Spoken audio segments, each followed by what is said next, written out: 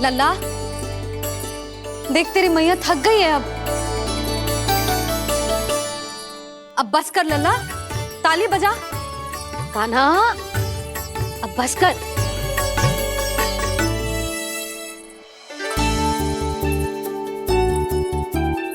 ताली बजा, ताली बजा, कोई संकेत तो दे, बता कहाँ है तू? पकड़ लिया।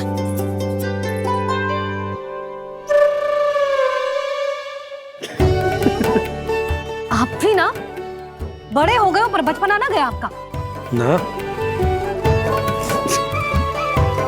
बच्चे कहाँ गया? जी रोकाना।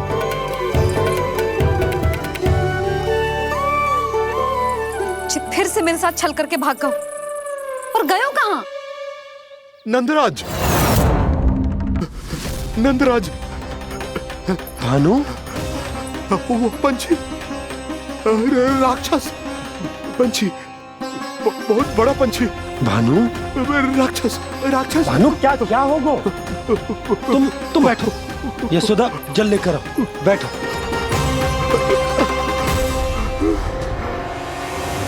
यदि आपको भूख लगी है तो मुझे खा लो, पर मेरे सखाओं को छोड़ दो पंछी जी। आप मुझे ही खा लो, लेकिन कान्हा को छोड़ दो।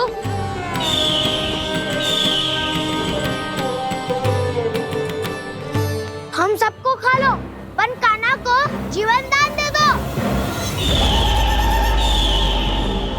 कितनी अद्भुत है प्रभु के सखाओं की ये भावना कि सखा के प्राण को बचाने के लिए अपने प्राणों का त्याग करने को भी तत्पर हैं ये सब। देवराज, वैसे तो प्रभु क्षण भर में सब कुछ संभाल सकते हैं, पर हमें अपना कर्तव्य निभाना होगा। प्रभु की सहायता हमें करनी होगी। हाँ देवराज, प्रभु की सहायता करनी चाहिए हमें। स्वयं नारायण की कृपा है हमारे मित्र पर, उसे छोड़ दो, अन्यथा देवता तुम्हें नहीं छोड़ेंगे। पर मैं देवता के आने की प्रतीक्षा नहीं करूंगा। मेरे भाई को इसी क्षण मुक्त कर दो असुर, या फिर मेरा सामना करने के लिए तैयार हो जाओ। आवश्यकता पड़ी तो तुम्हारा उधर फाड़ के भी अपने भाई की रक्षा करूंगा मैं। तो फिर आ बालक, तुझे भी तेरे भाई के पास पहुंचा देता हूँ मैं। प्रयास करके तो देखो दोस्त, तुम्हारे चोंच के टुकड़े टुकड़े ना कर दिए तो मेरा नाम भी बलराम नहीं, तो मेरा नाम भी बलराम नहीं।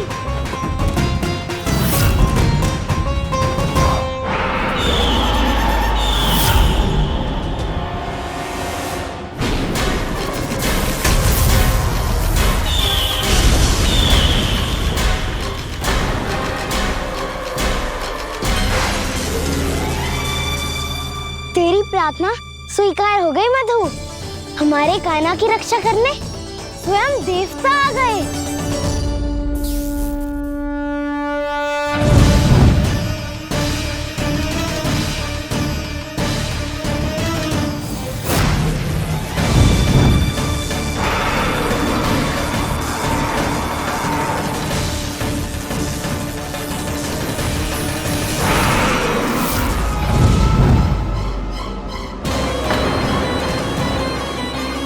बस करो इंद्र, अपने वज्र का प्रयोग मत करो। तुम्हारे प्रहार से मुझे गुदगुदी हो रही है।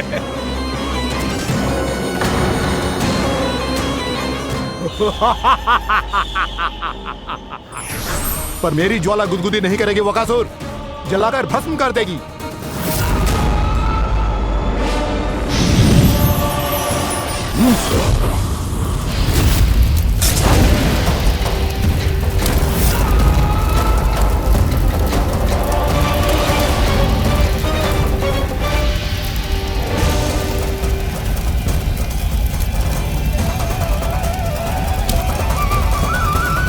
क्या बहुत बड़ो? बहुत बड़ा पंछी। पंछी? बहुत बड़ा पंछी। पंछी नहीं, वो राक्षस कान्हा को निगल गया। हाँ?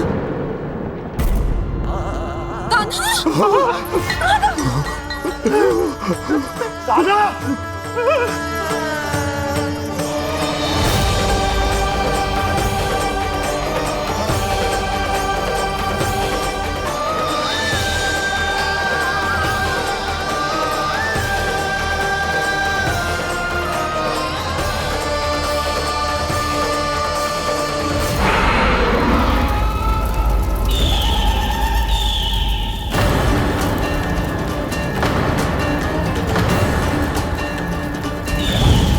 अंदर की जठराग्नि भी तुम्हारी ज्वाला से अधिक तीव्र है अग्निदेव।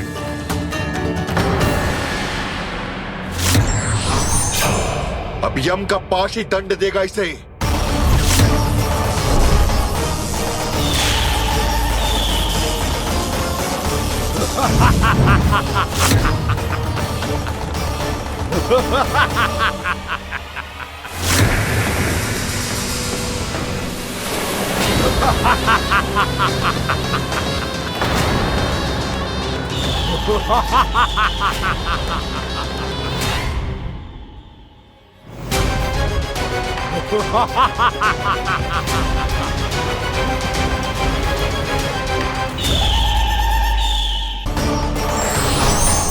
अब यम का पास ही दंड देगा इसे।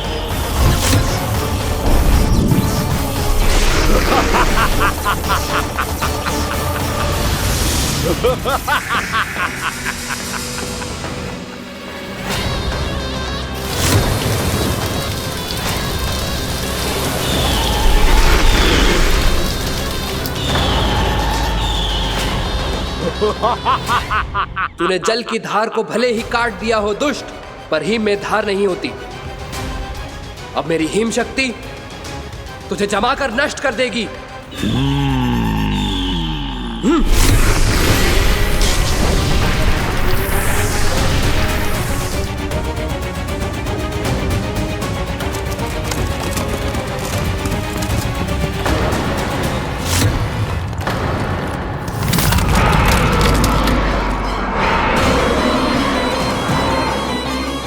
चंद्र, वरुण, यम, अग्नि, इंद्र, तुम में से कोई भी इस योग्य नहीं है कि मुझे पराजित कर पाए और इस विष्णु अवतार की रक्षा कर पाए।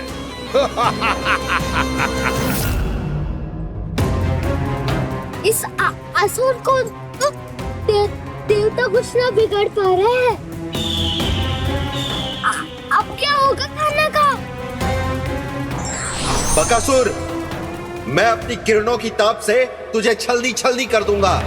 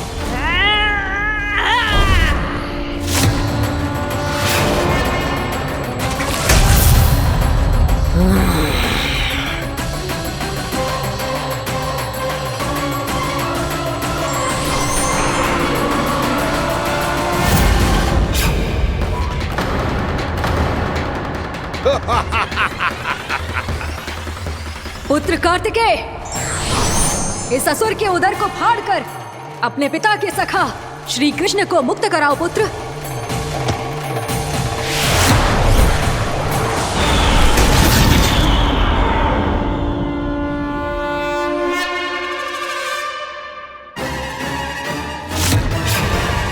मैंने कहा था, तुम में से कोई भी मेरा बाल भी बांका नहीं कर पाएगा। तुम देवताओं का तो सामर्थ्य ही क्या, स्वयं देवों के देव महादेव भी मेरा कुछ नहीं बिगाड़ पाएंगे। कृष्ण को अपने उदर में ही पचा जाऊंगा मैं।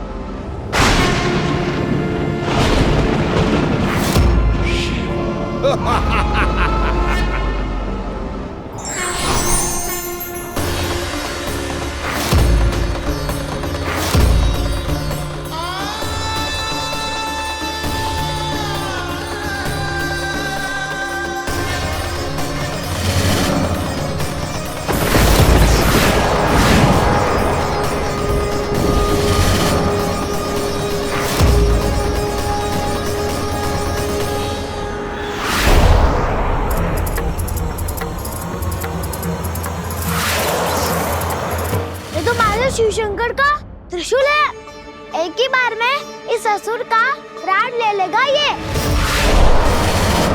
हाँ, महादेव का त्रिशूल।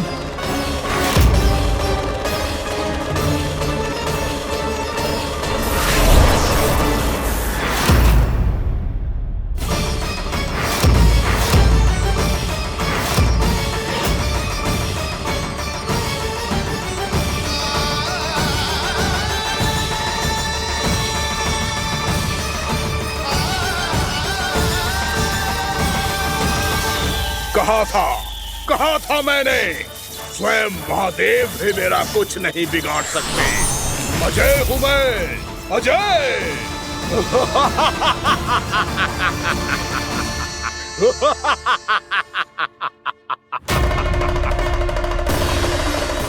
प्रभु, आपके त्रिशूल की महिमा तो अपरंपार है, तो फिर ये ठहर क्यों गया?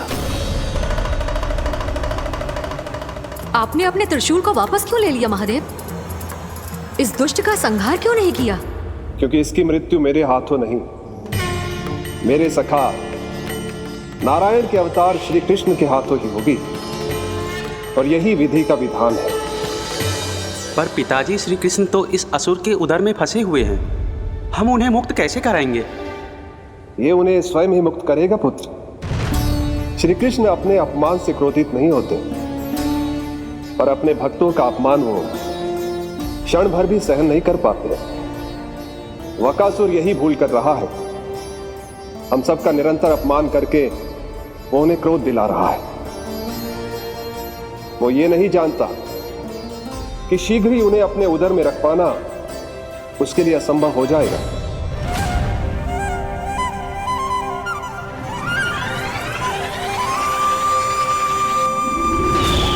क्या हुआ महादेव, पराजित होकर भी मुस्कुरा रहे हैं?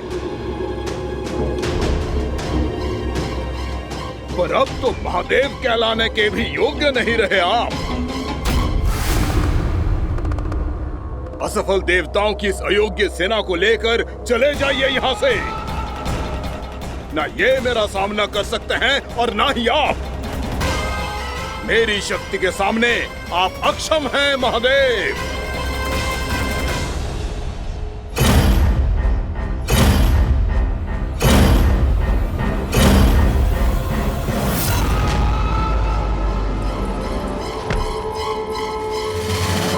सुधा, जिस दुष्ट ने मेरे लल्ला को निगलो है ना, भीतर से जले को, छटपटाए को, पीड़ा से कराए को। जिस दुष्ट ने मेरे लल्ला को निगलो है ना, भीतर से जले को, छटपटाए को, पीड़ा से कराए को। ये क्या हो रहा है मुझे?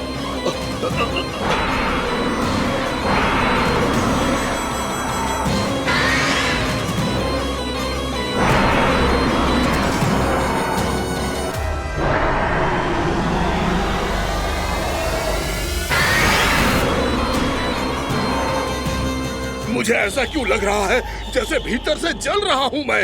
ये क्या हो रहा है मुझे?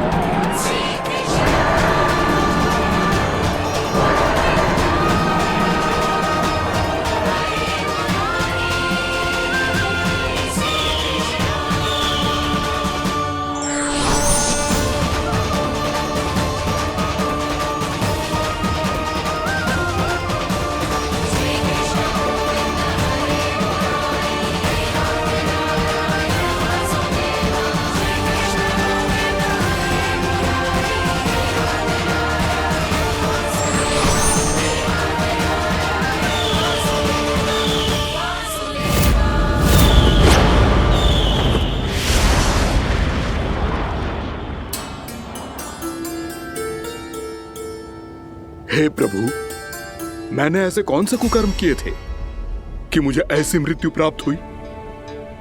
और ऐसे कौन से सुकर्म किए थे कि आपके हाथों से मुझे मोक्ष प्राप्त हुआ है प्रभु? में स्मरण करो, हे जरीफ की पुत्र वक्कासुर। स्मरण करो, कैसे अपने पिता की तरह अभिमान से भरे हुए थे तुम। स्मरण करो, कैसे हमें पराजित करने के लिए पूरी सृष्टि को संकट में डाल दिया था तुमने, और हमें विवश होकर पराजय स्वीकार करनी पड़ी थी। स्मरण करो, कैसे तुमने देवराज इंद्र का छत्र चुरा लिया था। पर यह सब भी पर्याप्त नहीं था वक्कासुर। तुम्हारे पापों का घड़ा तब भरा था जब तुमने देवी गंगा के जल में साधना करते हुए जजाली मुनि की तपस्या में व्यवधान डाला था।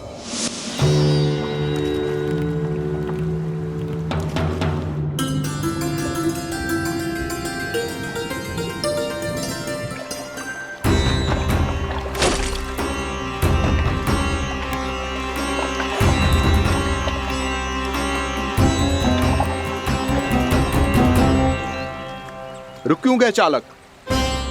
नौका को आगे की ओर ले चलो। आगे बढ़ना उचित नहीं होगा महाराज। यहाँ से कुछ ही दूरी पर जालजली मुनि तपस्या कर रहे हैं। तो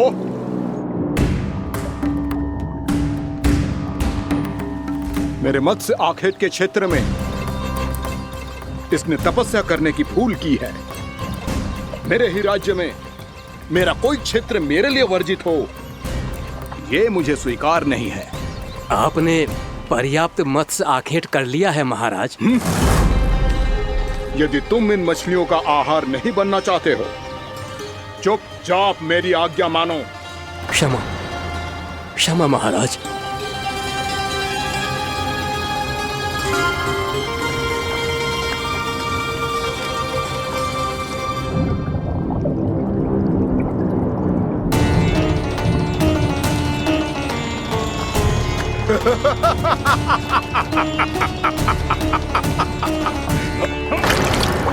मुनिवर, रक्षा कीजिए, रक्षा कीजिए मुनिवर।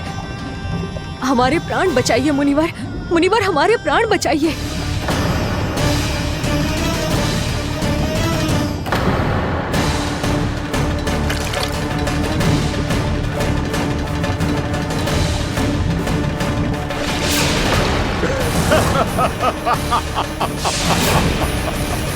ठहर जाओ असुरराज, इन मछलियों को हानि ना पहुंचाओ। क्यों मुनि? अब मछलियां पकड़ने के लिए मुझे तुमसे आज्ञा लेनी पड़ेगी। तुमने तपस्या करने से पहले किससे आज्ञा ली थी? माँ गंगा से, इस जल में रहने वाली सभी मछलियों से। इस उपकार के बदले इन सभी मछलियों को रक्षा करने का वचन दिया था। इसीलिए असुरराज, मैं शांति से कह रहा हूं, इस स्थान को अशुद्ध ना करो। चुपचाप यहां से चले जाओ, नहीं तो इसका परिणाम अच्छा नहीं होगा।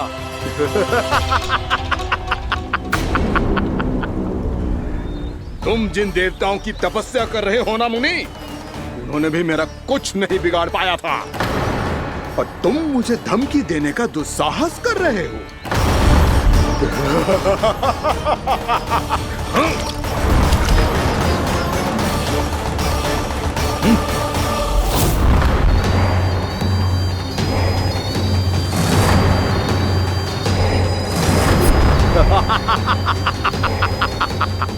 मूर्ख, विचारों से तो तू राक्षस है ही, और स्वभाव से उस बगुले की तरह है जो भूख ना होने पर भी उन निर्दोष मछलियों को आहार बनाता रहता है।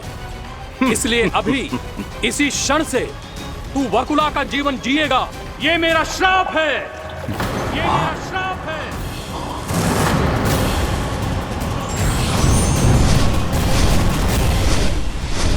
श्राप पाने के बाद तुम्हें आभास हुआ कि तुमने कितना बड़ा अपराध किया था, और तब तुम जजाली मुनि से क्षमा याचना करने लगे। तुम्हारे अपराध बोध को जानकर मुनि श्रेष्ठ शांत हुए और उन्होंने तुम्हें वरदान दिया। श्राप से मुक्ति का एक ही मार्ग होता है असुर, पश्चाताप। तुम्हें अपने भूल का पश्चाताप है, इसीलिए मैं तुम्हें वरदान देता हूं। तुम्हें मेरे श्राप से मुक्ति अवश्य मिलेगी। स्वयं प्रभु श्री नारायण के अवतार इस बगुले के देह के बंधन से तुम्हें मुक्त करेंगे।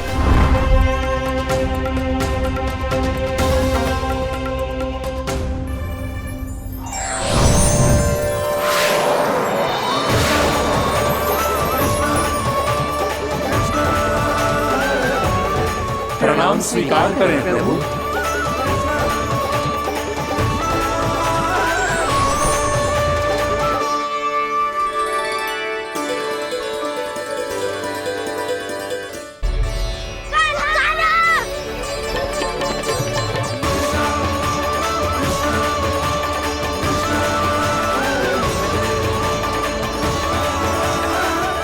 मुझे ना बताओ कि तुम सबने क्या देखा है, चाहे जो देखो है, बस मैया से कछु मत ही बताना।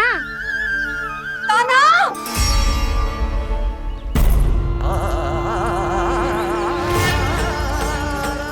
कान्हा! मेरा लल्ला!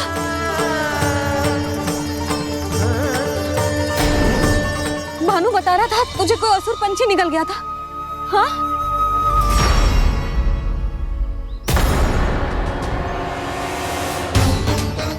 हे नारायण, ये क्या है?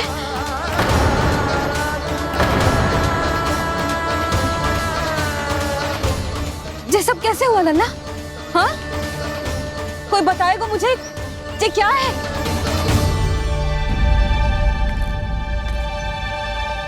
श्रीधामा, मधुमंगल, चिची को सब कुछ बता दो। ये असुर पक्षी मुझे निगलने वाला था रानी भाभी, तभी अंतिम क्षण में कान्हा ने आके मुझे बचा लियो। और ये असुर पक्षी ने कही कि यह है वृंदावन का राजकुमार, नंदराज का लल्ला। इसके होते कोई भी वृंदावन वासियों को हानि ना पहुंचा सकते। रानी भाभी, कान्हा ने अपने प्राणों की चिंता ना करी और इस क्रूर राक्षस से भिड़ गयो और इस राक्षस पक्षी ने इसे निगल लियो। इतना पर्याप्त है भोला काका, सब कुछ बताने की आवश्यकता नहीं है। ये सब देख के सारी बालक मंडली इतनी व्याकुल हो गई कि सबने अपने प्राण अर्पित कर दिए और इस असुर पक्षी से कहे कि हमें खा लो और हमारे सखा को छोड़ दो। इन बालकों का पराक्रम देख के सभी देवतागण यहाँ आ गए और उनके हृदय भी पिघल गए और उन्होंने इस राक्षस पक्षी से युद्ध करके इसे मार गिराया। देवताओं के राजा इंद्र के वज्र का प्रहार तो मैंने अपनी आंखों से देखा है ताई जी। और फिर उसके बाद अग्निदेव ने अग्निवस्त्र का प्रहार किया। जय ना काकी, वरुण देव, कार्तिकेय, यमदेव सबने मिलके युद्ध किया इस राक्षस से। कहा था अभी मत बोलना। अरे सब मिलके फंसा दोगे मुझे। भद्रकाली, हमारे शिव शंकर भी आए थे छोटी माँ। जाओ आप भी। बाबा साईता, मुझे लगता है कि ये कान्हा भी इन्हीं देवताओं में से एक है। संभव तो है चीची। स्मरण है, पूतना और तृणावर्त के आक्रमण के समय भी ऐसा ही हुआ था। सभी राक्षस मारे गए थे पर अपने कान्हा को एक खरोच तक न आई थी। हाँ जीजी, मुझे लगता था कि श्री नारायण की विशेष कृपा है हमारे कान्हा पे, पर अब तो देख के लग रहा है कि हमारा कान्हा ही स्वयं श्री नारायण है। या फिर उनका अवतार है ये। अरे बस करो तुम सब, ऐसा कछु ना है। अरे जितनी बात सुनी है उससे तो यही लग रहा है कि कान्हा देवताओं और असुरों की युद्ध के बीच में फंस गया था। उसका इस सब से कोई लेना देना ना है।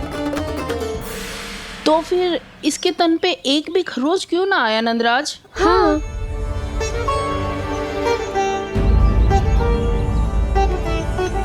है काकी, खरच तो है। दिखा लल्ला। भैया बात पीड़ा आ रही है, कुछ करो ना। चिकोपिया भी ना अति करती है। श्री नारायण का अवतार हो तो इतनी तनिक सी खरोच पे ऐसे रो तो क्या? बस बहुत होगा। अब तो तुम सबने सीमा ही पार कर दी है। कभी से श्री नारायण बुलाते हो, कभी श्री नारायण का अवतार। तनिक कछु हो ना जाता है कि तुम सब कहानियां बुनने लगती हो। जे बस साधारण सा बालक है, मेरा लल्ला है जे, इसे भगवान मती बनाओ।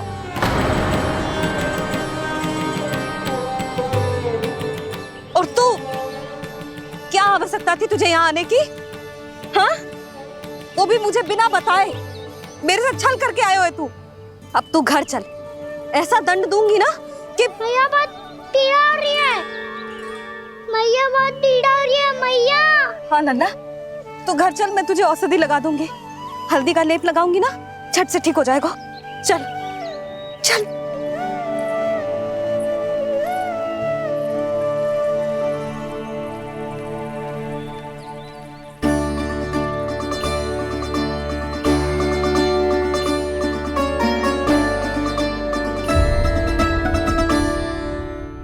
बहुत पीड़ा हो रही है मैया। हाँ नन्ना, तू घर चल, मैं तुझे औषधि लगा दूंगी। हल्दी का लेप लगाऊंगी ना, झट से ठीक हो जाएगा। चल चल।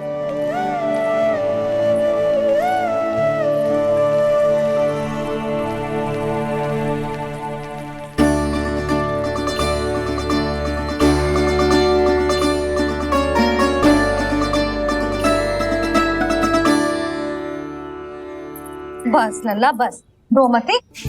चल चल चल, आजा। अभी औषधि लगाऊंगी ना, तेरी सारी पीड़ा लुप्त हो जाएगी।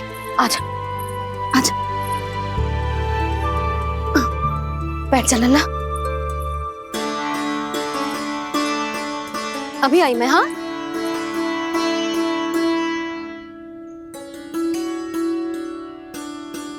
मैया। अरे तो अभी तक रो रो है? क्या कह रही थी सारी गोपियां? बता। के मेरा लल्ला श्री नारायण का अवतार है। दिव्य है, भगवान है। और जो भगवान इतनी छोटी सी चोट पे रोते हैं क्या? इतनी तो लगी भी ना है तुझे, जितना तो तू आ ऊ कर रो है।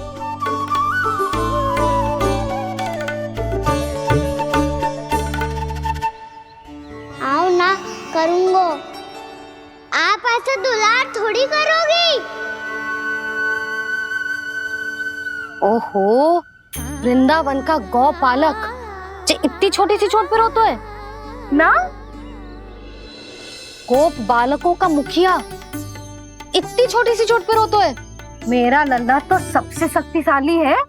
इतनी छोटी सी चोट तो क्या, बड़े बड़े राक्षसों से भी ना घबराता है। हाँ, एक बार में सबको समाप्त कर देता है कि ना? हाँ मैया, यदि कोई राक्षस वृंदावन की ओर टेढ़ी दृष्टि करके आएगा, तो सबसे पहले कान्हा को सुरक्षा में खड़ा पाएगा। फिर चाहे जो बाल बन के आए या बगुला बन के।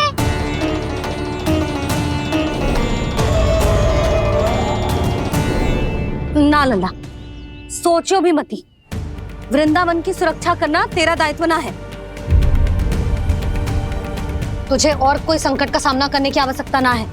अभी तो मेरी पीड़िता का हरण कर रही थी, अचानक से क्या हो गया मैया को? कोई आवश्यकता ना है तुझे ऐसे संकटों का सामना करने की।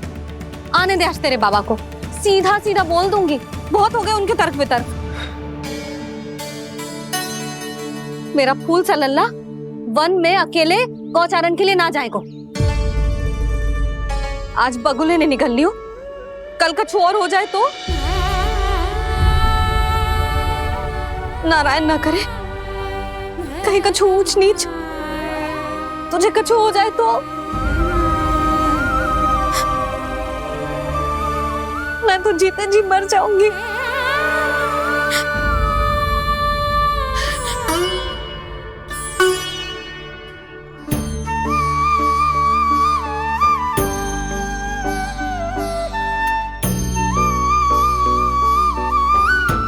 वीर लल्ला की वीर मैया इतनी से बात तो रोती है क्या? क्या करूं कान्हा, तुझे ऐसे बार बार संकट के मुंह में जाते हुए ना देख सकती मैं। तो फिर करो भैया, मैं वचन देता हूँ आज के बाद मैं गौचारण के लिए तभी जाऊंगा जब आप आज्ञा दोगी। पक्का? छल ना करेगा ना मेरे साथ? मैंने कब छल करो मैया? अच्छा ठीक है, ना करूँ छल। यदि आपसे पूछे बिना बाहर निकलो तो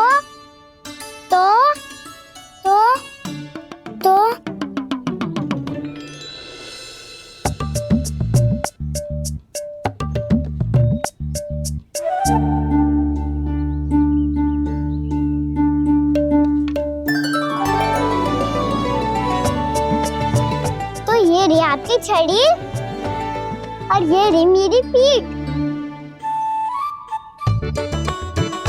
चेक देना तापर तोड़। ठीक है, जब तूने अपना दंड निर्धारित कर ही लियो है तो सोच ले, अब अगर तूने मेरी बात ना मानी तो तोड़ तोड़ छड़ी पड़ेगी। समझ आई?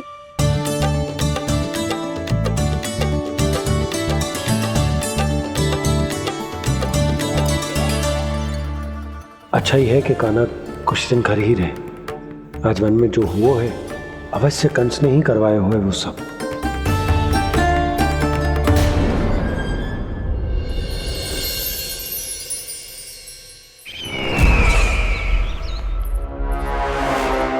आपका ये धनुष तो सबसे अधिक शक्तिशाली था महाराज, ये कैसे टूट गया?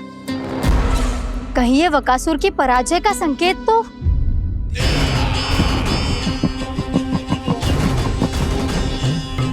प्राप्ति, लगता है तुम्हें शुभ समाचार मिला नहीं। उस बकासुर ने उस विष्णु अवतार को जीवित ही निगल लिया है। अरे अब तक तो उस नन्हे से बालक को पचा भी चुका होगा वो।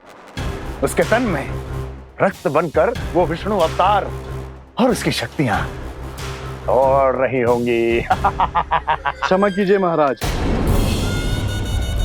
क्षमा कीजिए, इस अशुभ से मुख से शुभ समाचार आने दो। माथे के बल को ढीला करो, चेहरे पर मुस्कान लाओ और कहो, महाराज, वृंदावन में मातम फैल चुका है।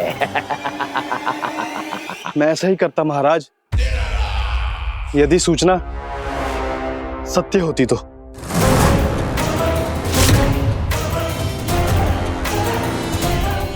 कहना क्या चाहते हो? एक क्षण में सूचना उगलो, अन्यथा मेरा योद्धा बकासुर विष्णु अवतार की तरह तुम्हें भी जीवित निकल जाएगा।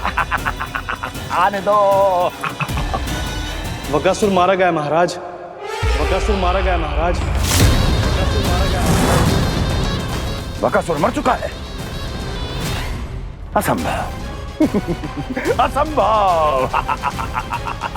बकासुर ने उस बालक को निगल तो लिया था, पर उसकी सुरक्षा करने के लिए सभी देवता वहां प्रकट हो गए, पर फिर भी कोई बकासुर का सामना नहीं कर पाया। और फिर क्या हुआ? वो बालक स्वयं ही बकासुर के उदर से बाहर आ गया और उसकी चोंच तोड़कर उसकी हत्या कर दी।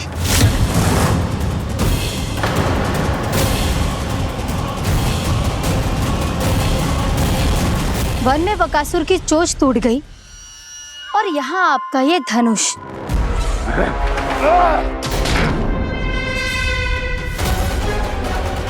केवल नहीं टूटा तो आपका ये भ्रम महाराज।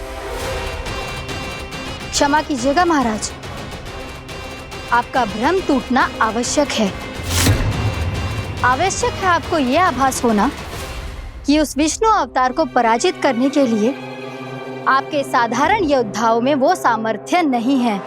अच्छा सर, पूतना, तृणावर्त, बकासुर, ये सब साधारण नहीं थे प्राप्ति, साधारण नहीं थे।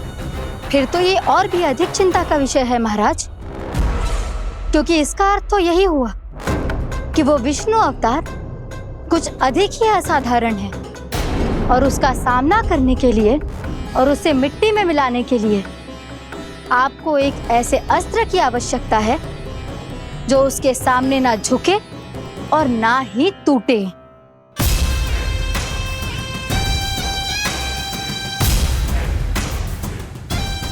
तो फिर मैं ऐसा ही अस्त्र ढूंढूंगा, चाहे आकाश पाताल एक क्यों ना करना पड़े मुझे, 10 दिशाएं 14 भुवन क्यों ना नापने पड़े मुझे, मैं उस अस्त्र को अवश्य ढूंढ निकालूंगा जो उस विष्णु अवतार के प्राणों की डोरी इस धनुष की तरह तोड़ सके।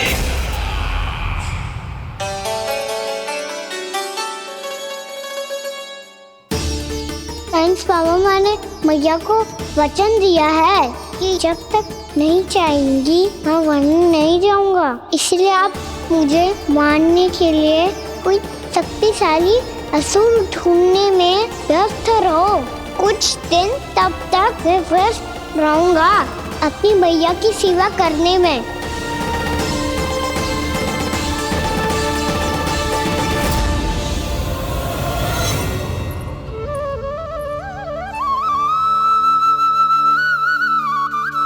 लो मैया, तुलसी जी को चढ़ाने के लिए जल।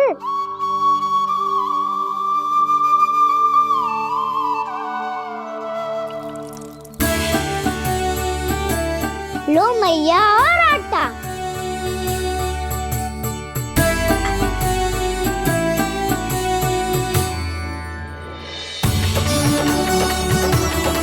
लो मैया, बेलन।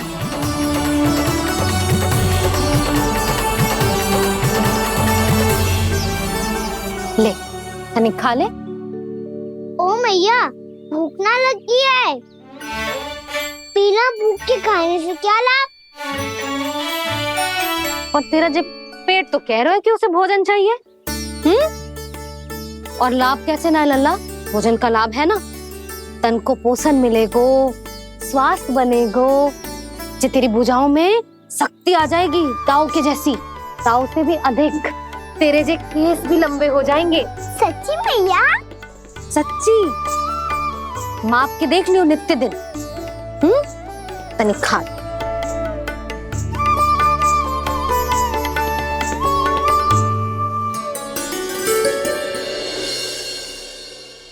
मान के मैया का कहना, छक के भोजन खाते हैं,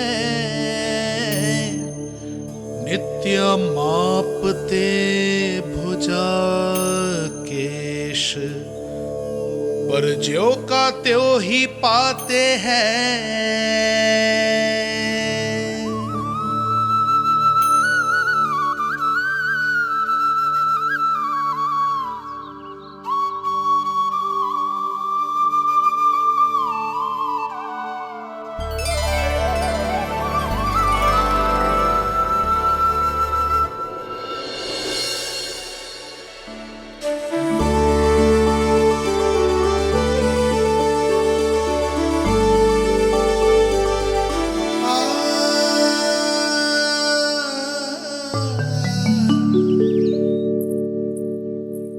ले लल्ला, फल खा ले।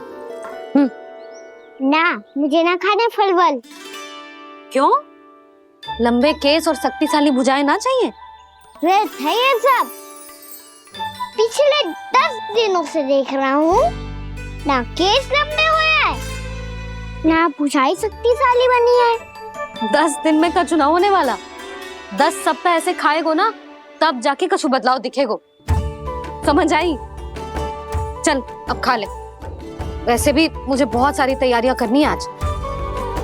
इसीलिए भैया, एकादशी के व्रत के लिए लल्ला। सुनो जी, सारी सामग्री आ गई? हाँ, तुमने जो कही थी सब ले आए हूँ।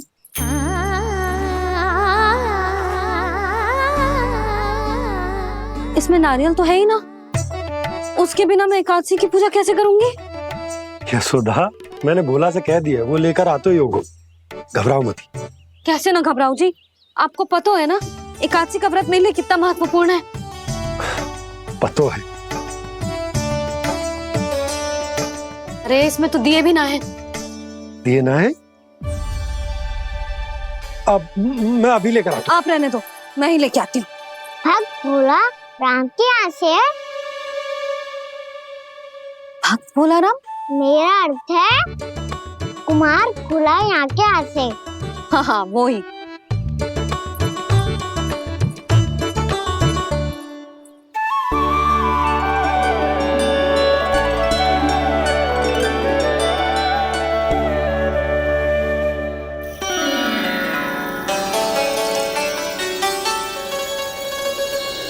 श्री हरि, श्री हरि, मेरे श्री हरि।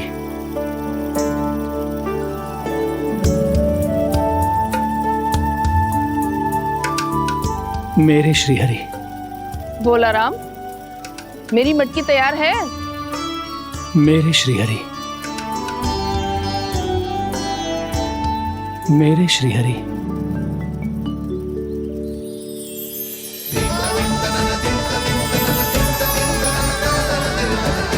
भोला राम,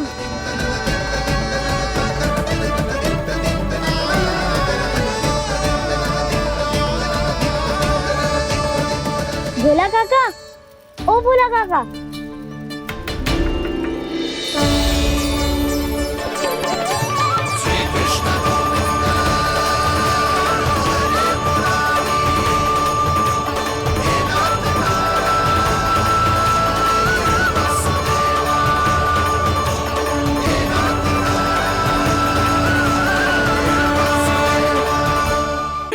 श्री हरि प्रसन्न हो गए। मेरे श्री हरि आ गए, मेरे भगवान आ गए। मेरे श्री हरि आ गए, मेरे भगवान आ गए। मेरे श्री हरि आ गए, मेरे भगवान आ गए। मेरे श्री हरि आ गए, मेरे भगवान आ गए। मेरे भगवान आ गए, मेरे घर मेरे भगवान आ गए।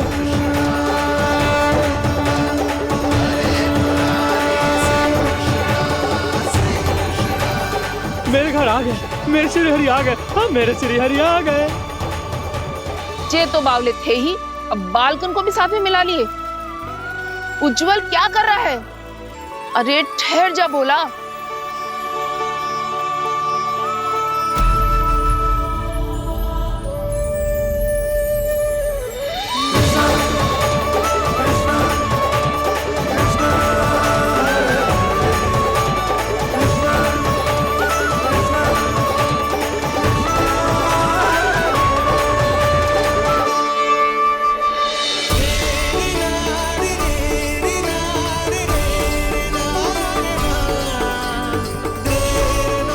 प्रेम से बुलाओ, आएंगे हरि भी।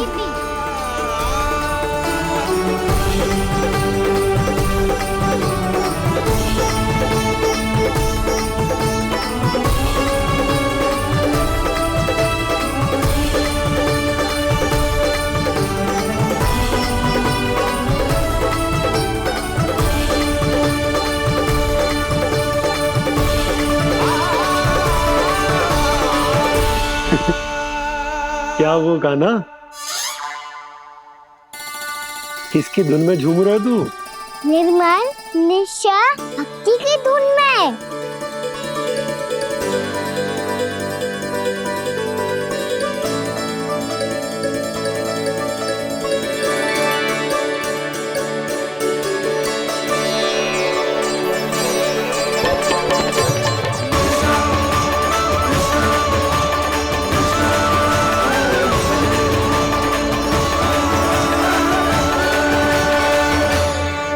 अरे क्या हो गया इन्हें? पावले हो गए हैं क्या? ठहरो, कोई आवश्यकता ना है ऐसे बावलों की तरह नाचने की।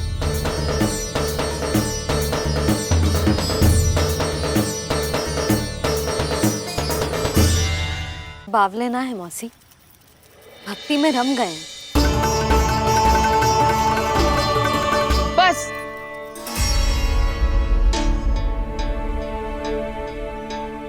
हम सब कब से खड़े हैं यहाँ, पर तुम्हें कुछ ध्यान ही रहा है।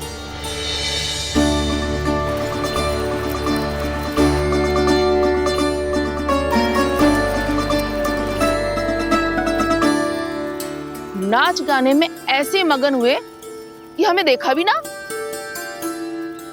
मुझे नाचते हुए देख मेरे श्री हरि को इतना आनंद आ रहा था कि मैं अपने आप को रोक नहीं सका।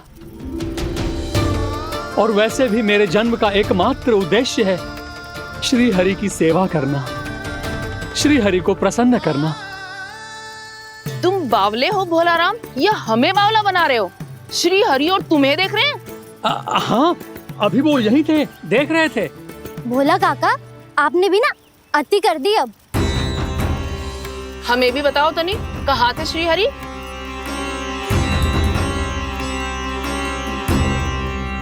ना जाने अपना उपहास करवाने में क्या आनंद आता है इन्हें। देखो, अब तुम सच मानो या झूठ, लेकिन हमरे श्री हरि यहीं थे, इसी चाक पर अभी। हाँ, लो सुन लो इस मूर्ख की बात। श्री हरि को और कोई स्थान ना मिलो जो इसके मिट्टी के चाक पे आकर बैठेंगे। श्री हरि को और कोई स्थान ना मिलो जो इसके मिट्टी के चाक पे आकर बैठेंगे। श्री हरि को और कोई स्थान ना मिलो जो इसके मिट्टी के चाक पे आकर बैठेंगे। जैसी मैया भैंसो ही लल्ला, दोनों का कुछ पता ही ना चलतो, कब किस बात पर प्रसन्न हो जाए और किस बात पर रुष्ट। अरे मैं भला असत्य क्यों बोलूंगा? अभी यही थे श्री हरि। हाँ,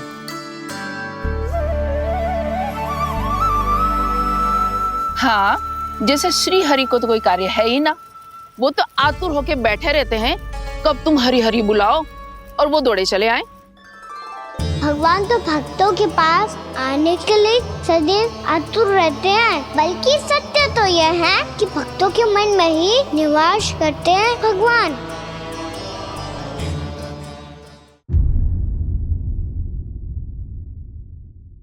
मैं भला असत्य क्यों बोलूंगा? अभी यही थे श्री हरि। हाँ,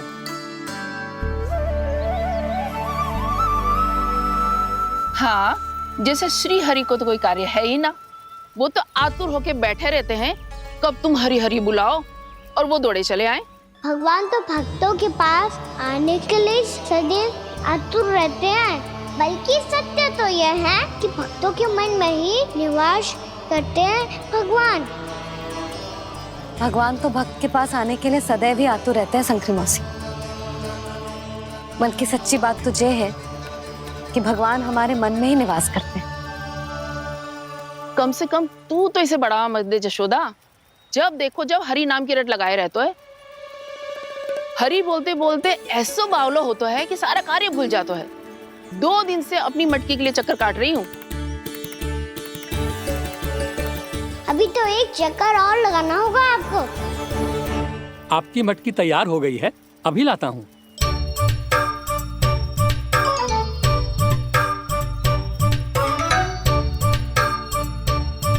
लो जी मटकी।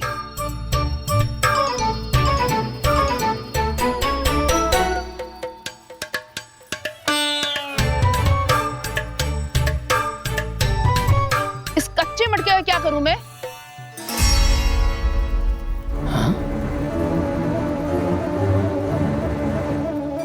पर इसे तो मैंने भट्टी में पकाया था। अब तू ही देख ले कितना ध्यान रहता है इस कार्य पे। और कह तो है कि श्री हरि आते हैं इससे मिलने। हाँ, आते हैं और आगे भी आएंगे हमारे श्री हरि हमसे मिलने। और आके मोक्ष देंगे, है ना? मांगूंगा तो मोक्ष भी दे देंगे, मांगूंगा तो मोक्ष भी दे देंगे, मांगूंगा तो मोक्ष भी दे देंगे। अभी तो ये बता कि तू मुझे मेरी मटकी कब देगो? और मेरी मांग कब पूरी करोगे भोलाराम जी? मेरो घड़ा मेरे दिए तो तैयार है ना? कल एकादशी की पूजा और व्रत के लिए। एकादशी का व्रत? हाँ, एकादशी का व्रत। इसे करने से श्री हरि बहुत प्रसन्न होते हैं। अच्छा, फिर तो अभी लाया।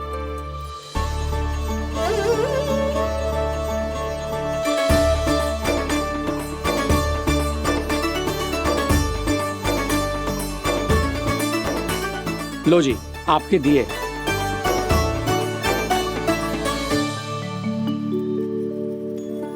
और जो हमने मांगा है वो? बाकी सब शेष द्वादशी के दिन मिलेगा, क्योंकि कल मैं भी एकादशी का व्रत रखूंगा, क्योंकि कल मैं भी एकादशी का व्रत रखूंगा, क्योंकि कल मैं भी एकादशी का व्रत रखूंगा।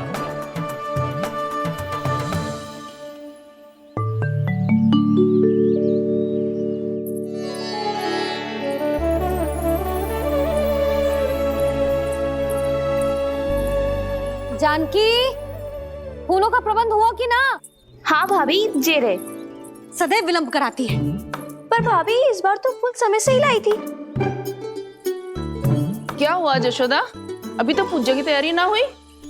देखो ना मौसी, ये जानकी ना कुछ छूट ही जाता है इसके कारण। एकादशी की पूजा और व्रत आते ही जसोदा भाभी इतनी वग्र हो जाती है। ऐसो क्या होगा इस पूजा में?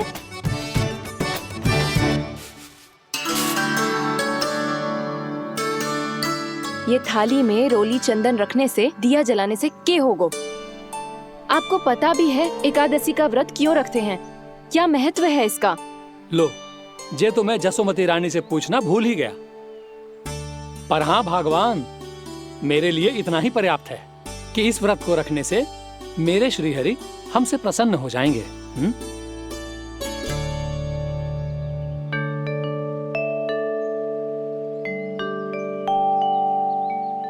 नारायण ही जाने ऐसे कैसे पूजा करते हैं जे श्री हरि की एक मूर्ति तक ना है इनके पास।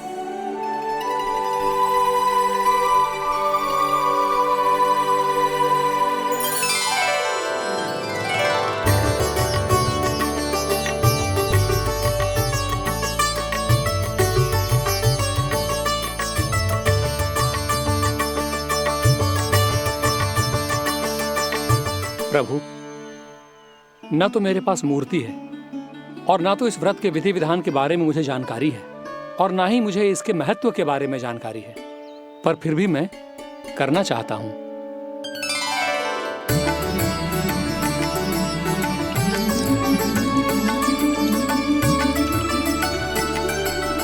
इसीलिए मैं दृढ़ संकल्प लेता हूं, पूरी निष्ठा के साथ, श्रद्धा के साथ और पूरी आस्था के साथ मैं इस व्रत को संपन्न करूंगा।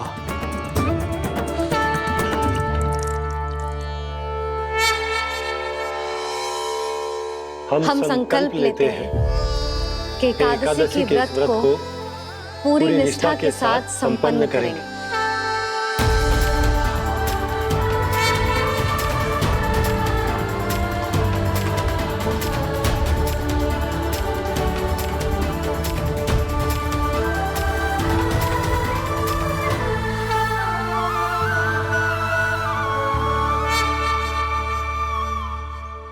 तुलसी जी के पत्ते तो हैं ही ना। श्री नारायण को तुलसी जी के पत्ते के बिना भोग ना चढ़तो है। जानकी, तुलसी के पत्ते कहाँ हैं? भाभी, मैं तो कब से यही पूछना चाह रही थी कि तुलसी के पत्ते लाऊं क्या, पर आप तो व्यस्त थी ना। तुझे कितनी बार समझाओ है ना, यदि तेरे कछु करने से किसी और की कोई हानि ना हो रही हो या किसी के अच्छे कार्य में सहायता हो रही हो तो मुझसे आज्ञा लेने की आवश्यकता ना है। समझ गई भाभी, आगे से जाना उनको। ले अभी लेकर आती हूँ।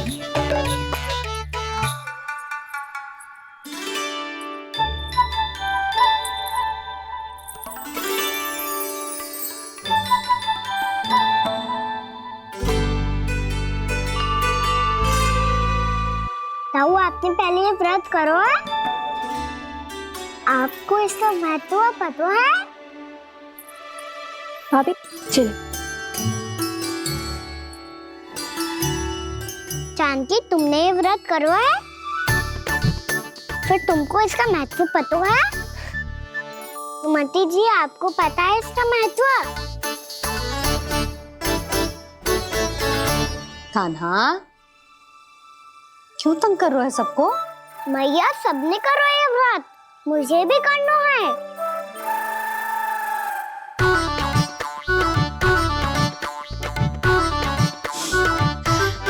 ये व्रत केवल बड़ों के लिए होती है लल्ला, जब आप ये व्रत कर सकती हो, बाबा कर सकते हैं, ये सारी गोपियां कर सकते हैं, वो भी कर सकते हैं, तो मैं क्यों ना कर सकता? क्योंकि तू कल तक भूखा ना रह पाएगा लल्ला। जब भक्त रह सकते हैं, फिर मैं क्यों नहीं रह सकता? मेरा अर्थ है कि नारायण के भक्त मैया, मैया मान जाओ ना, मुझे करने दो ना ये व्रत। अपनी लल्ला पे आप विश्वास ना है आपको? विश्वास है। अच्छा ठीक है, तू भी कर ले।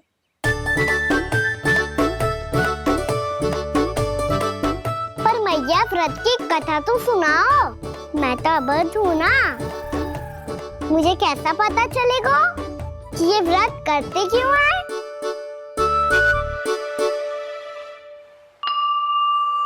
प्रभु, मुझ अबोध को कैसे पता चलेगा कि इस व्रत का क्या विधि विधान होता है और क्यों रखा जाता है और इसका महत्व क्या होता है? मुझे तो आप ही बता सकते हैं प्रभु।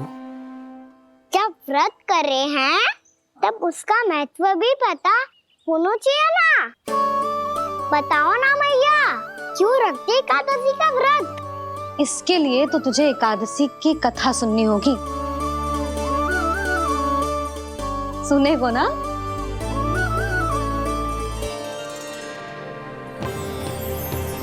वसुदेव सुतं देवं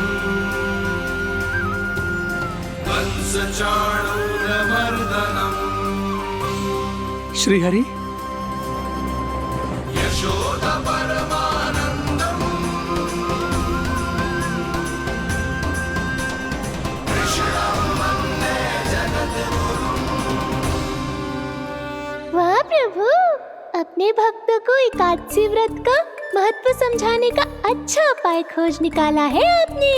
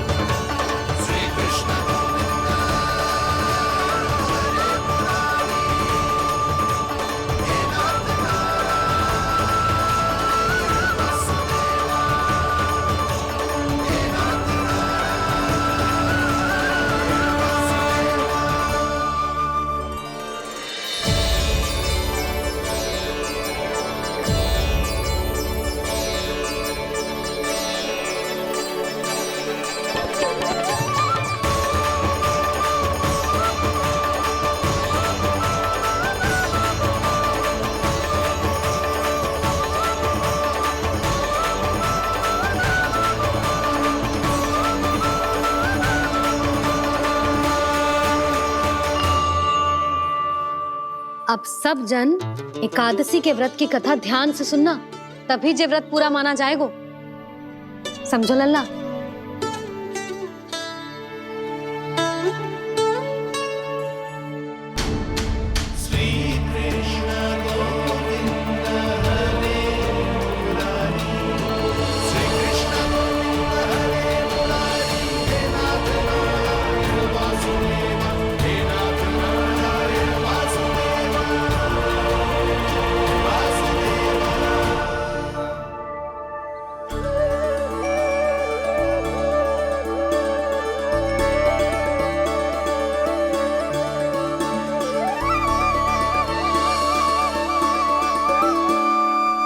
सतयुग में चंद्रावती नाम के नगर में मूरा नाम का एक असुर राज्य करता था। ओम ब्रह्मदेवाय नमः। ओम ब्रह्मदेवाय नमः। ओम ब्रह्मदेवाय नमः। ओम ब्रह्मदेवाय नमः।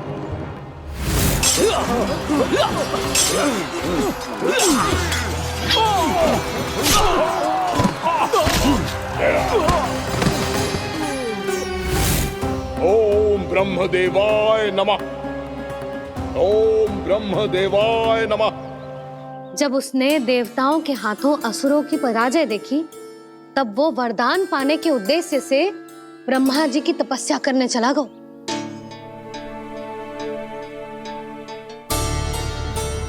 शीघ्र ही मूरा की तपस्या सफल हो गई और ब्रह्मदेव जी उससे प्रसन्न हो गए। ओम ब्रह्मदेवाय नमः। ओम ब्रह्मदेवाय नमः।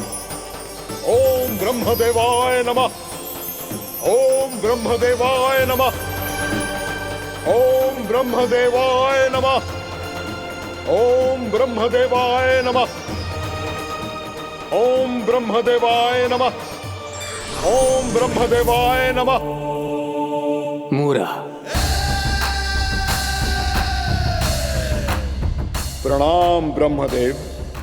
तुम्हारी तपस्या सफल हुई। बोलो, तुम्हें क्या वर चाहिए? सृष्टि के रचयिता ब्रह्मदेव, कृपया मुझे ऐसा वरदान दीजिए जिसकी सहायता से मैं त्रिलोकी विजयी बन जाऊं और कोई देवता मुझे पराजित ना कर सके। यहां तक कि देवताओं के रक्षक, सृष्टि के संचालक भगवान श्री विष्णु के लिए भी मैं अपराजय रहूं। तथास्तु, तथास्तु, तथास्तु। प्रणाम ब्रह्मदेव।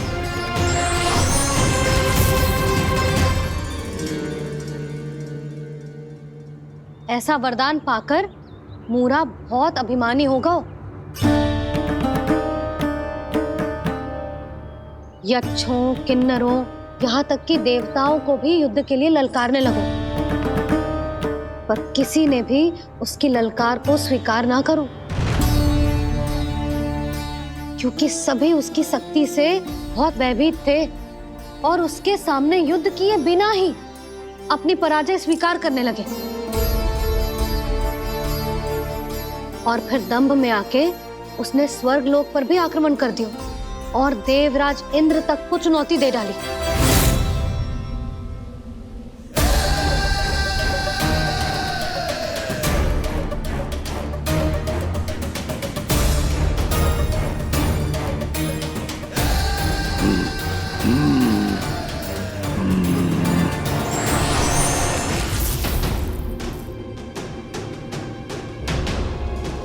मैं प्रतीक्षा कर रहा हूं देवराज, क्या उत्तर है तुम्हारा?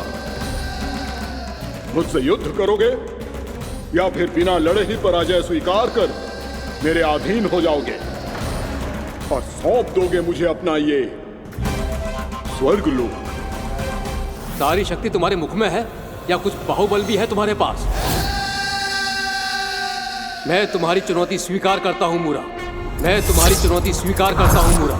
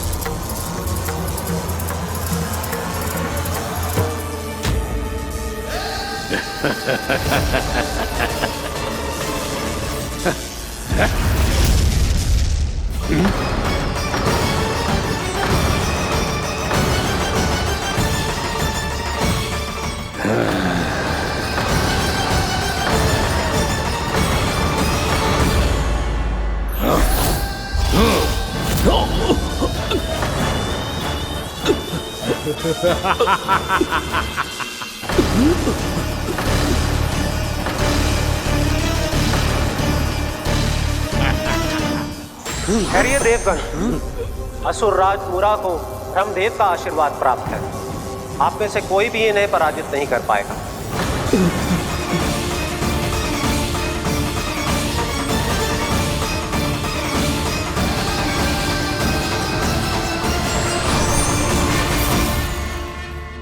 एक अवसर और देता हूं देवराज, युद्ध या अधीनता, क्या उत्तर है तुम्हारा देवराज?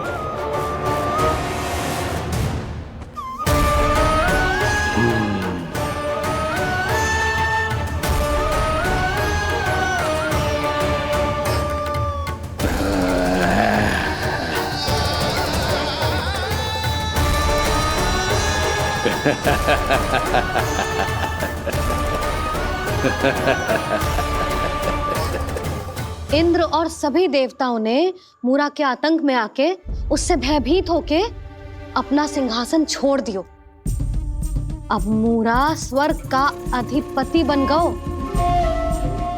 और शीघ्र ही उसने अन्य सभी असुरों को स्वर्ग में निवास करने के लिए आमंत्रित कर दियो। और इस प्रकार से वो धीरे धीरे तीनों लोकों का सम्राट बन गयो। उसे किसी ने रोका नहीं मैया? ना लल्ला, इतना साहस किसी में था ही ना। और फिर ये निश्चित करने के लिए कि भविष्य में किसी और असुर की मृत्यु ना हो, वो यमराज पे भी विजय प्राप्त करने के लिए यमलोक की ओर प्रस्थान कर दियो। वो तो अपने आप को और सभी असुरों को अमर बनाना चाहता था। पर देवता और यमराज भी उसकी ये योजना समझ गए थे। इसीलिए उसके आने से पहले ही सारे देवताओं ने श्री नारायण से सहायता के लिए गुहार लगाई। अब केवल आप ही कुछ कर सकते हैं प्रभु। अभी तो मूरा केवल त्रिलोक का स्वामी है, और यदि उसने यमलोक भी जीत लिया तो वो जीवन को ही नियंत्रित नहीं करेगा प्रभु, वो मृत्यु का भी स्वामी हो जाएगा। ऐसे में पहले सृष्टि का संतुलन तो नष्ट होगा प्रभु, और फिर स्वयं सृष्टि ही नष्ट हो जाएगी। ऐसा नहीं होगा यमदेव, नियति ऐसा होने ही नहीं देगी। विधि रचेगी खेल और मैं बनूंगा माध्यम। असुर राज मुरा का सामना मैं करूंगा। बस आप मुझे चुनौती देने के लिए उसे तैयार कर लीजिए, चाहे उसके लिए आपको साम दाम दंड भेद कोई भी उपाय क्यों ना अपनाना पड़े।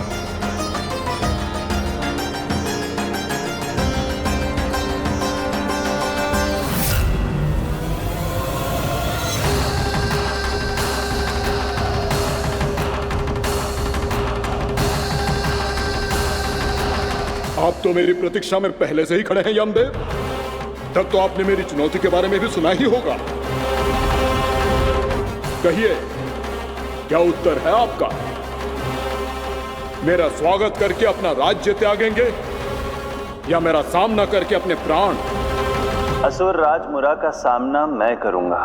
बस आप मुझे चुनौती देने के लिए उसे तैयार कर लीजिए, चाहे उसके लिए आपको साम दाम दंड भेद कोई भी उपाय क्यों ना अपनाना पड़े।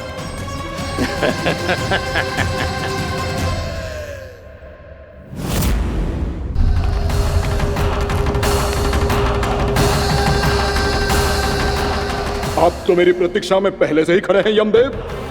तब तो आपने मेरी चुनौती के बारे में भी सुना ही होगा। कहिए, क्या उत्तर है आपका? मेरा स्वागत करके अपना राज्य त्यागेंगे या मेरा सामना करके अपने प्राण?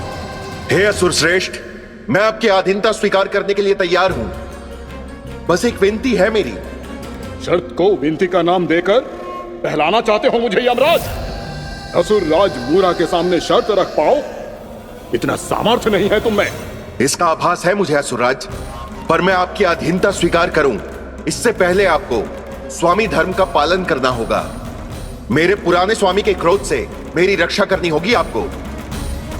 कौन है तुम्हारा पुराना स्वामी? भगवान श्री नारायण।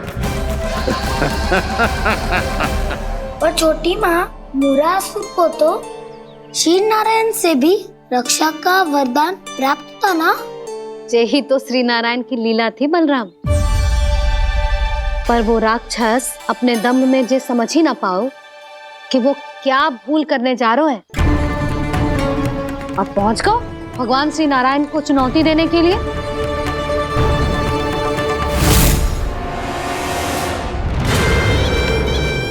वहीं ठहर जाओ असुर राज मुरा।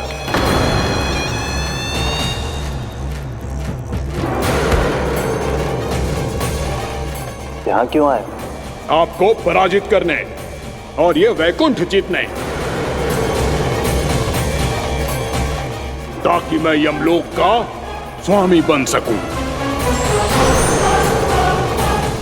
फिर आओ, युद्ध भूमि में मेरा सामना करो।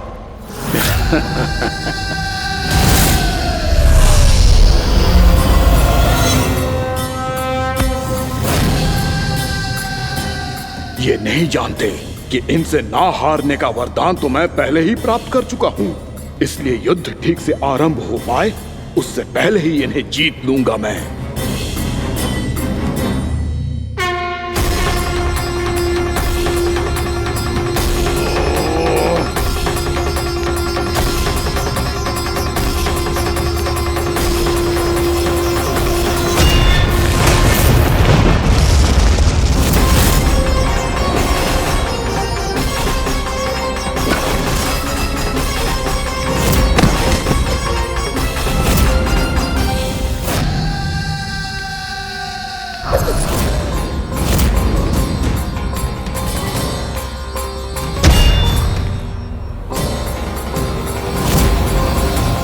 और इस प्रकार जे युद्ध वर्षों वर्षों तक चलता रहो।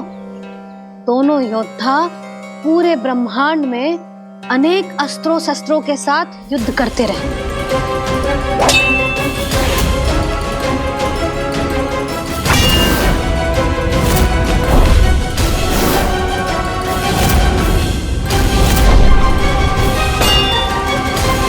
फिर क्या हुआ मैया?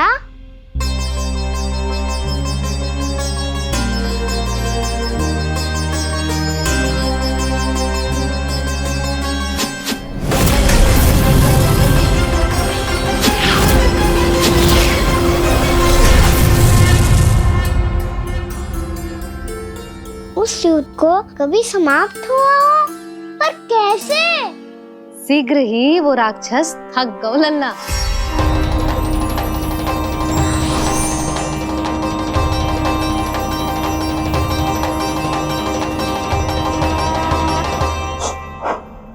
खड़े खड़े देखते रहे हैं नारायण, आक्रमण कीजिए, वध कर दीजिए मेरा।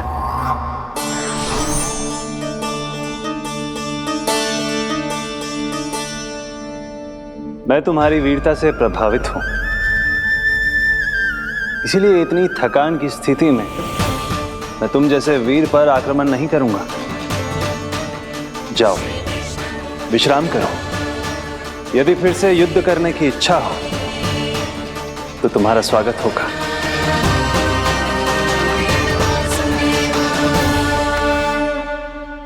जे कह के श्री नारायण बद्रिका आश्रम चले गए और वहां हिमवत नाम की एक कंदरा में ध्यान लगा के बैठ गए। उधर वो राक्षस विश्राम करने लगो। अनेकों दिन बीत गए और अब वो राक्षस मूरा फिर से स्वस्थ होके बलवान हो गया था। उसने अपनी सारी शक्ति फिर से प्राप्त कर ली थी। श्री नारायण ने उस पर दया करी थी, पर वो फिर से श्री नारायण को छलने को तैयार होगा।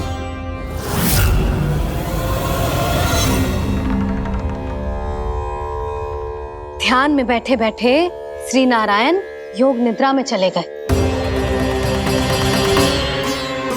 पर दुष्ट मूरा इसी अवसर का लाभ उठा के उनकी कंदरा में घुस आयो ताकि वो सोते हुए श्री नारायण पे आक्रमण कर सके।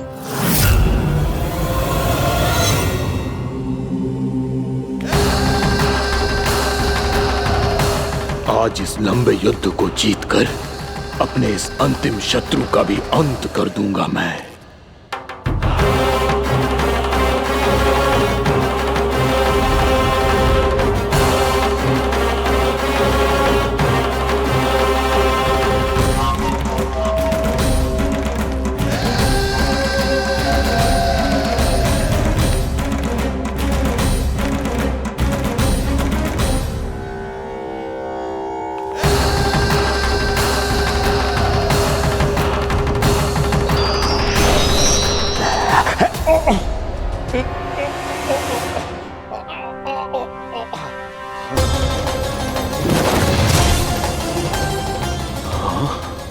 दुष्ट राक्षस,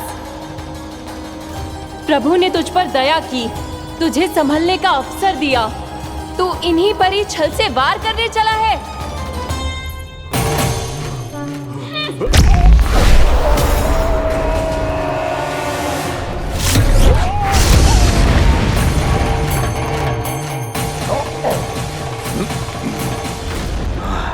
मैं अजय हूँ, मुझे कोई पराजित नहीं कर सकता। ब्रह्मा का वरदान है मुझे।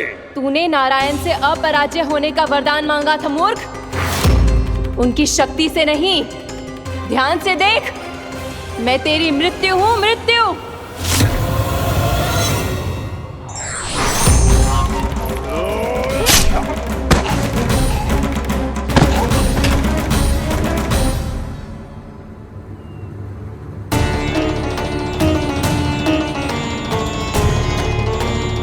वो देवी कौन थी छोटी माँ? और कौन बलराम, वही तो थी देवी एकादशी।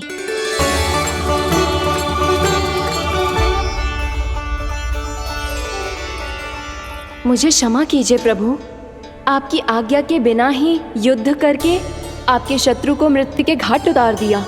क्षमा नहीं, आपकी तो प्रशंसा होनी चाहिए देवी। असुर राज को मारकर आपने सभी देवताओं को मुक्त करवाया है। इस पापी के अहंकार से तीनों लोकों की रक्षा की है आपने। आप एकादशी की तिथि पर मेरी एकादश इंद्रियों से उत्पन्न हुई हैं। इसीलिए मेरे सभी भक्त आपको उत्पन्न एकादशी के नाम से जानेंगे। सभी तिथियों में आपका स्थान सर्वश्रेष्ठ होगा।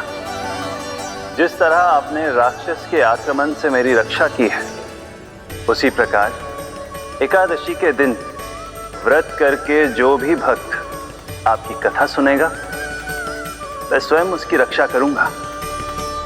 जो आपकी पूजा करेगा, उसे मेरी विशेष कृपा प्राप्त होगी और उसके साथ साथ उसे मिलेगा धन, सिद्धि और मोक्ष।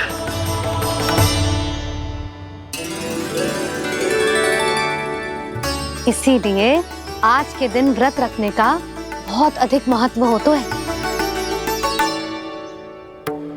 बोलो एकादशी मैया की जय। बोलो श्री नारायण भगवान की जय।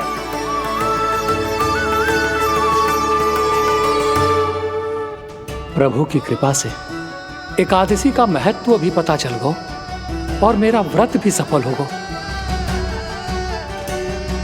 अभी नहीं भूला रहा, एकादशी का व्रत पूरी तरह तभी सफल होता है जब द्वादशी के दिन उसे पूरा किया जाता है।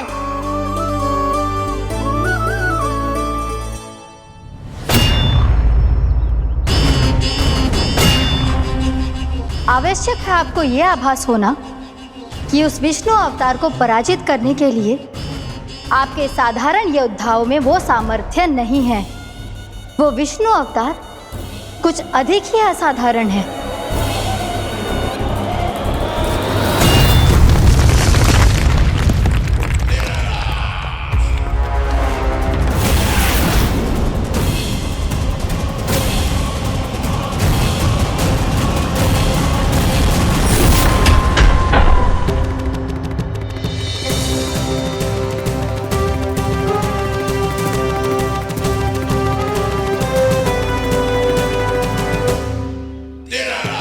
अब मैं दिखाऊंगा उस विष्णु अवतार को असाधारण शत्रु क्या होता है।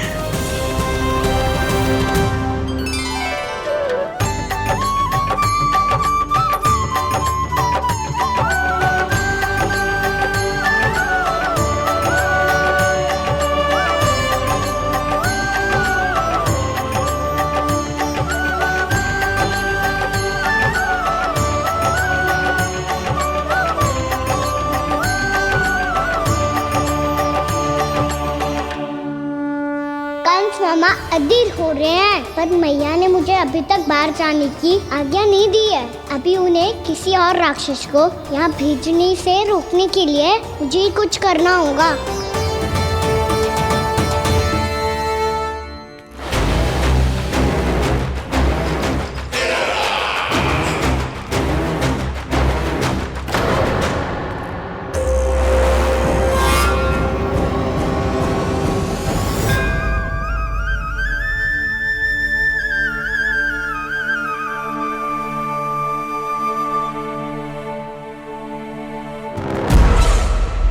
कौन हो तुम? बचपन से ही मुझे मारने का सपना देख रहे हैं, सिर्फ मुझे ही नहीं पहचानते।